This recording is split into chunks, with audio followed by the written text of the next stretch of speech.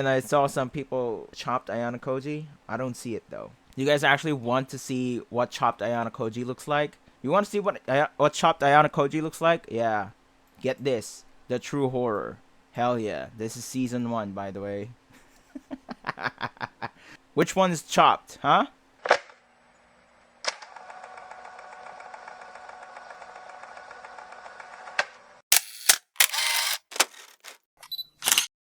Yo, what's up, TFM Nation? It's me, the TFM Monster here again. And alright, let's jump right in to Clash of the Elite Season 4, Episode 5, before we proceed with Episode 6 tomorrow. So my thoughts and review, discussion, and analysis for this one is that I did like some changes, but what I didn't like is this one. It was way more tense in the light novel and the manga.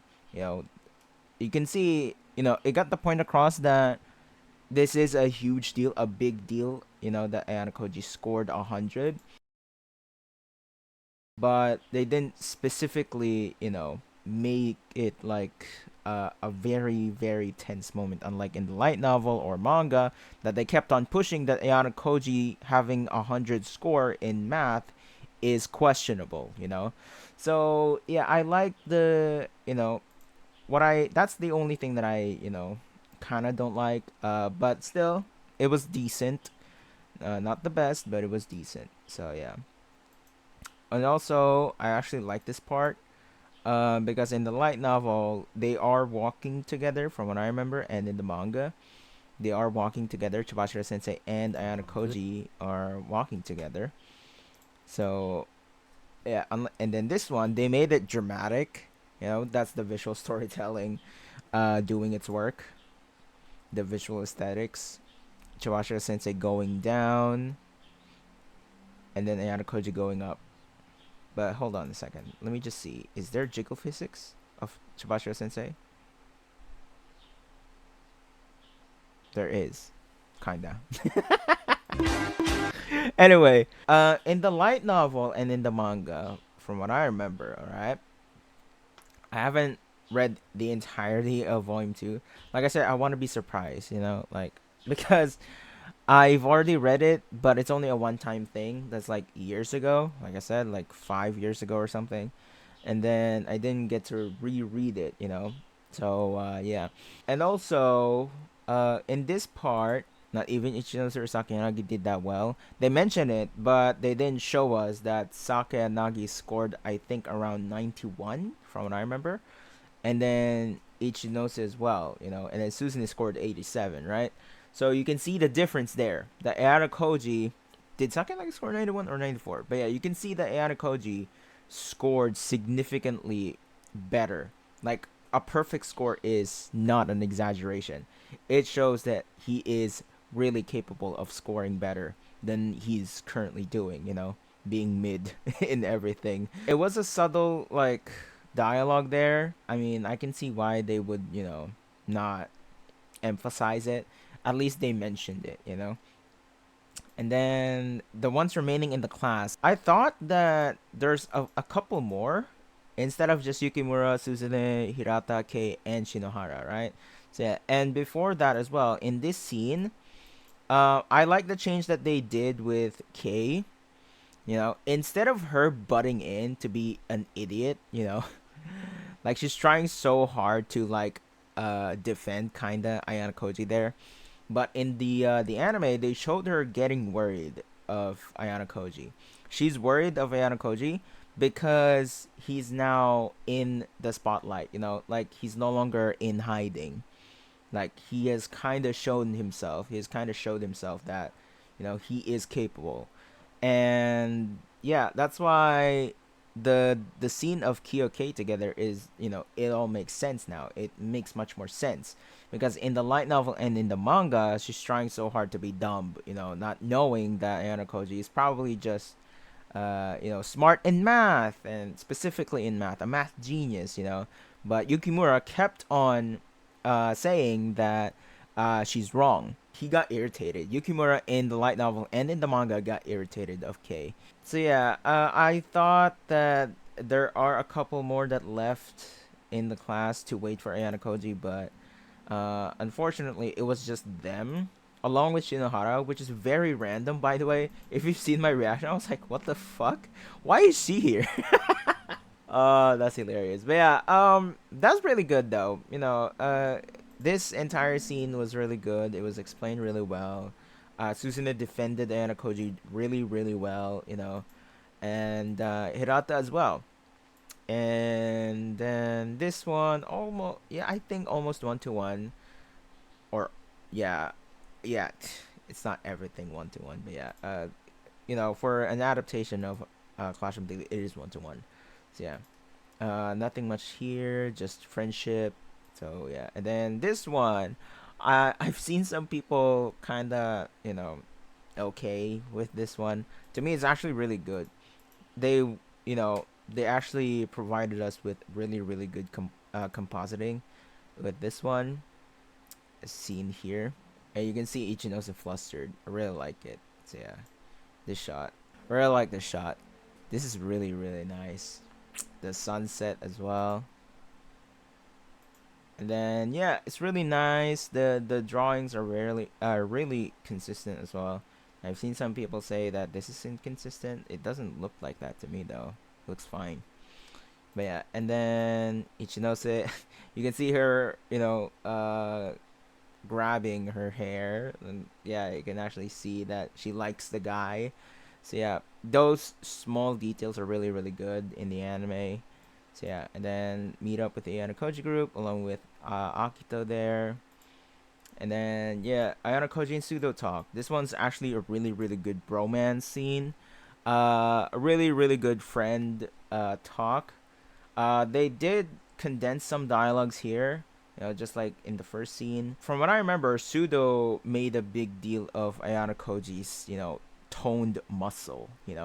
When he gripped his bicep, he can feel Ayanokouji's muscle. So yeah, that's why he knows that Ayanokouji is hiding his true strength. That's why in the anime it got the point across, but he didn't make he didn't say about his muscle. But it is what it is. So yeah, but you can tell that Sudo is actually catching up. That he knows Ayanokouji's not normal, and he's hiding something. And then this part is also really really fun. Ayanokouji running because he's late. That's actually really nice. That's a good detail. It wasn't in the light novel or manga. It's just in the anime. They made Ayanokouji much more human. I'm really glad that they're doing this because it shows that Ayanokouji is trying to blend in. Be a normal human, be a normal person like any other person would be. So yeah, because those edgy teenagers wants to be Ayanokouji, but Ayanokouji wants to be like us. So yeah, that's the thing that many people don't get about Ayanokouji. So yeah, I mean it's been explicitly said in like the first 3 seasons that Ayanokouji is not normal, and in at the end of season 3, Ayanokouji, and in season 2 by the way, Ayanokouji wants to be better, wants to be normal. He doesn't want to think like this.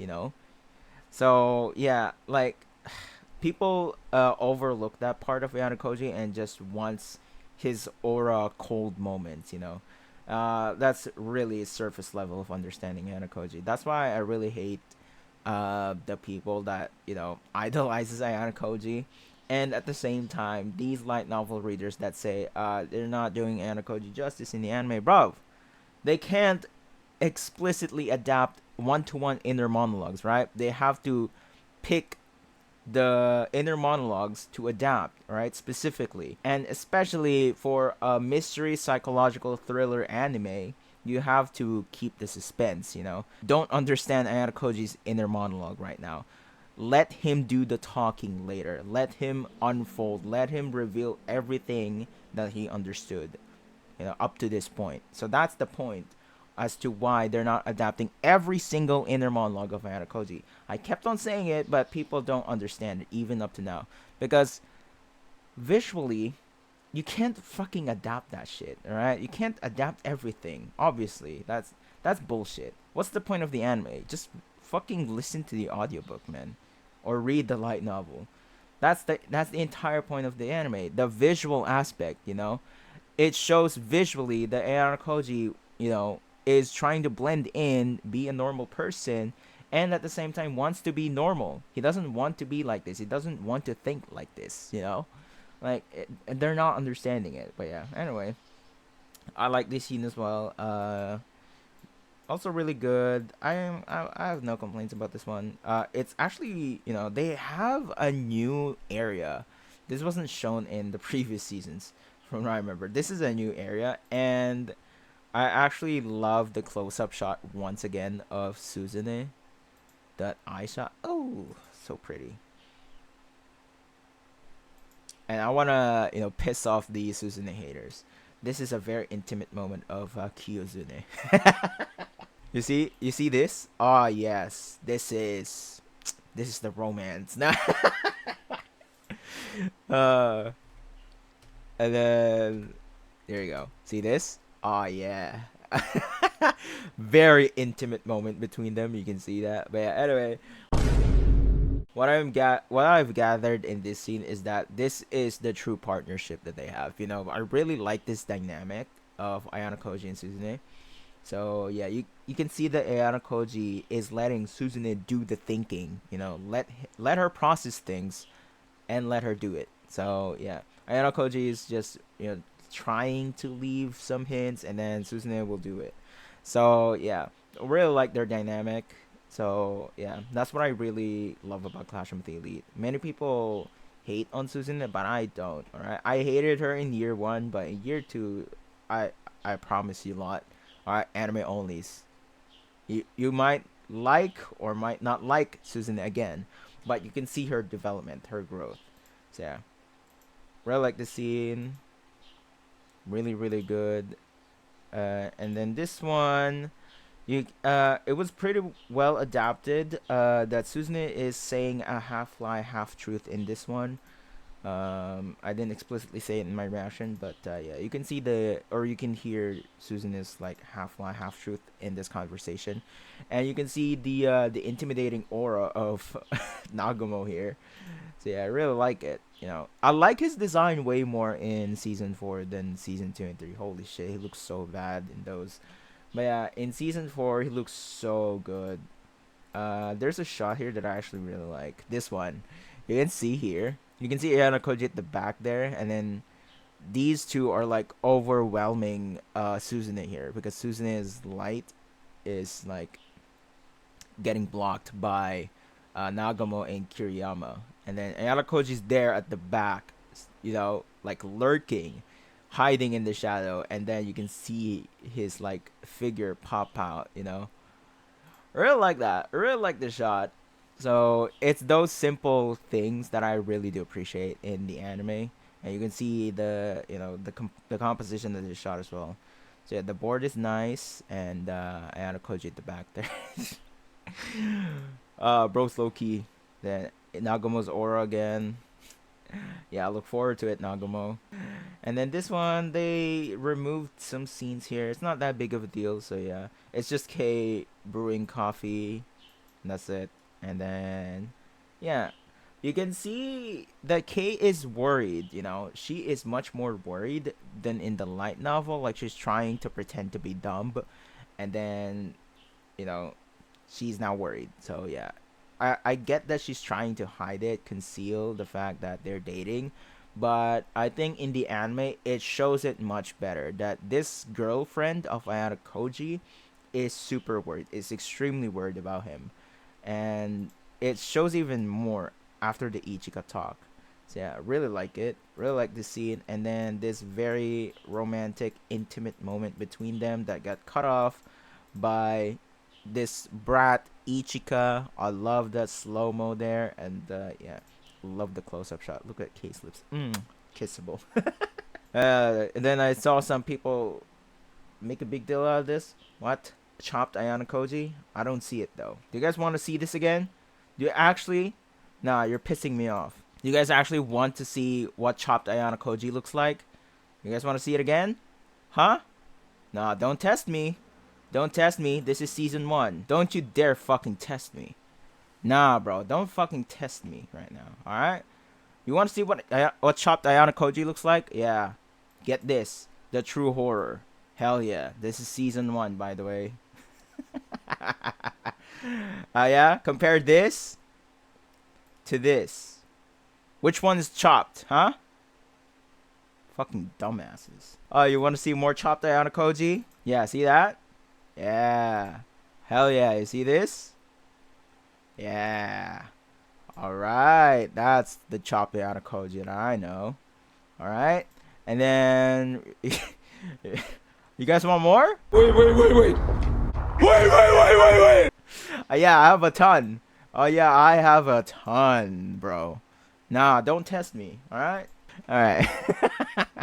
If you're saying that this is chopped Ayanokouji, what the fuck, man? Are you fucking blind? Nah. This is my initial reaction of those people who are actually saying this is chopped Ayanokouji. This is my literal reaction, by the way. Yeah, I'm pulling out the memes, bro. Alright? And then, yeah, this scene is really good. You can see Ayanokouji hiding Kei's shoes. There you go. Those simple details are really, really nice. And then this. Oh, it's so creepy. This is my highlight for this episode. I'd go as far to say that this is much more superior than the manga and the light novel. The anime did so much justice for this scene. They cooked with this Ichika scene. Because the light novel is trying to convey that this is a scary junior student. A scary Kohai student. I really like how creepy this is. And you can see the camera angle, the camera shot is rotating in a Dutch angle to make the scene look eerie and crazy. You know, that's what it's conveying. This is why I really, really like the choices in this one. And then the close-ups. You know, those eerie moments of Ichika right there. And then the close-up shot of her eye. And then it's also shaking. And then it shows that Ichika looked at the shoes and it's only Ayanokouji's shoes. So she knows that he hid Kei's shoes. And then this one, I really like this. And Ayanokouji said, but my pantry is bare at the moment. Aww. Zannen. そうなんですか？残念だな。 And then Ayanokouji gasped and said, oh. Oh, she's one step ahead of me. Oh. Oh. You guys want to hear it again? 残念だな。 Oh. And then her devilish little chuckle. Oh. So good. And then she showed the grocery bag. This cheeky brat. Yeah, this is what I really like about the anime. It's not, you know, something that you should explicitly state in the light novel. Obviously, in the light novel, you have to say it in detail. But in the anime, they're just showing it, and it's conveyed super, super well. Really, really like the scene. Really, not just like, I love this scene, alright? Basically, 1-to-1. So, yeah, and then we have this. Kind of, you know, I've seen some people disappointed in the scene because it's not, you know, those little things of the condom, because this is indeed condom, all right, in case you guys don't know. But the fact that as a light novel reader, we know this, and then it shows us this box of condoms, by the way. Huh? Ichika, what? You know Ayanokouji's endurance in bed? Yo! It's really funny. Really like Ichika's brattiness in this scene. And then look at her. Look at her devilish smile. It's so good. They really cooked with the Ichika scenes here. So yeah, I'm really glad. And it shows that Ichika... Yeah, this is pretty much 1-to-1, so I'm not going to say any further. But what I have some minor nitpick here. They should have changed Kei's clothing, Ayanokouji's clothing, and Ichika's clothing, because they're like casual outfits in the light novel and manga. But that's only my nitpick, you know. I think they just went out of the school, you know. They just got out. So yeah, it's fine. And then there you go. 帰ってほし You can see that Kay is actually worried about Ayanokouji right now. いねえ先輩 You can see that Kay is so worried there. That is so good. They're letting us see that Kay is worried about her boyfriend right now. Like he is a target. He is a bounty. And bro can't stay silent, you know? He has to make his move. He can't be, hidden anymore. Because he has to make his own moves right now. The king has to move. So yeah, that is why I really like this scene. Really love it. And then it's lurking again. 帰ります Kairimasu. Nah, this girl. Really like it. And then the romantic tension is gone. Because look at Kay. She's so worried. Like she has a lot of questions in her mind, but she's more worried, She has indeed a lot of questions, but she's not putting on the tsundere act, like this cutesy girlfriend. But she is worried. It shows. It's conveying properly. That's why I really love this scene. From what I remember in the manga, they made her a bit tsundere and then worried. So yeah, but this one I actually prefer. Like she's just super worried. And then this one, pretty much 1-to-1 as well. What's in the highlight here, by the way? Now listen, I'm not gonna say the scene here. Alright? Like, there's some subtle foreshadowings here and there, but I'm not gonna say. 初めてついと Alright. 認識させられました And then Ayanokouji casually holding his bag with his injured left. Wait, what? Injured left hand. And then this, I love this dramatic shot. 私は悔いのない学校生活を送るつもりです And then slow motion. And then the fountain. Oh, the lighting. Oh, the shot. Peak cinema. They're actually making this so cinematic. This season of A Clash of the Elite is so cinematic. 送るようにしてください Alright? And then Chibashiro Sensei's now explaining the rules. Yay. Of the island exam. It's in the next episode. But yeah, they're just, teasing what the next exam is going to be. And then they are in their, summer uniform outfits. That's why they don't have their blazers. Because it's damn hot. 特別試験はいつから行われるん And then we have a nice butt shot of Chibashiro Sensei anyway. Nice one, Lurch. Did a good job on that. And then a really, really good close-up shot of Chibashiro Sensei there. It's in the trailers, yeah. That's pretty much it. Sorry, it's a long video. I yapped again. I just had to make a detailed review about this. Explaining the visuals, the choices in these scenes, and some minor cuts, although it's not minor to those, very, very book lover readers of Clash of the Elite that don't know how adaptations work. Anyway, yeah, but so far, really, really enjoying the anime. This is by far one of the highlight episodes, even though, like I said, this is just full yap session. Volume 2 is full yap session. It doesn't have anything to do with anything. It's just about the build-up for the island exam arc. And then next episode, I don't know if you guys seen it. My staff list review. And Shinji, if you haven't seen Shinji's, go check out his. His is actually much more detailed. Because he knows a lot about animation, alright? More than me, alright? So, yeah, it is now showing that since we have 4 episode directors, that was questionable to me. When I first saw that, you guys saw my reaction. That is weird. But that also shows that this next episode, episode 6, is in a rushed production. It's kind of a mess right now. So, I guess Sugoi Light's message to me was indeed correct, like, after the first few episodes it's consistent, but then after that, nah, it's in a rush production, just like Oshinoko, just like Jujutsu Kaisen, just like Solo Leveling. There's that. just like Fate Strange Fake. But Fate Strange Fake though has like really good production schedule. You know, they know what episode to outsource, and yeah, they're doing A1 Pictures in-house staff members. So, yeah, that's that.